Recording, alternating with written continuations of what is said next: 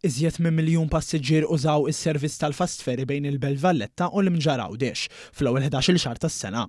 B'rekord ta' iżjed minn 1,150,000 passiġġieri sal-aħħar ta' Novembru, dawn in-numri jikkonfermaw iż-żieda sostanzjali fuq dawk tas-sena l-oħra, waqt li t-trasport bil-baħar se jkompli jingħata iżjed importanza bħala mezz alternattiv fil-konnettività bejn il-gżejjer tagħna.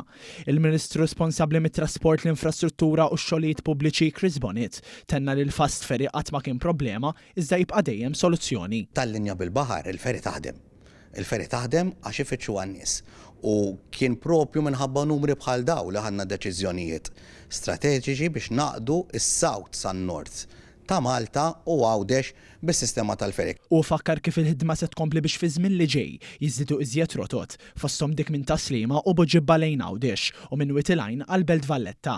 Il-Ministru temm jgħid li b'investimenti f'servizzi oħrajn bħal tal-linja ċirkolari u Park and Rides, il-Fast Ferry qed jiġu integrati f'sistema ta' trasport multimodali aktar holistika filwaqt li huma konformi wkoll mal-viżjoni tal-Gvern Reshaping Our Mobility. Aħna rridu noħolqu l-alternattivi għan-nies.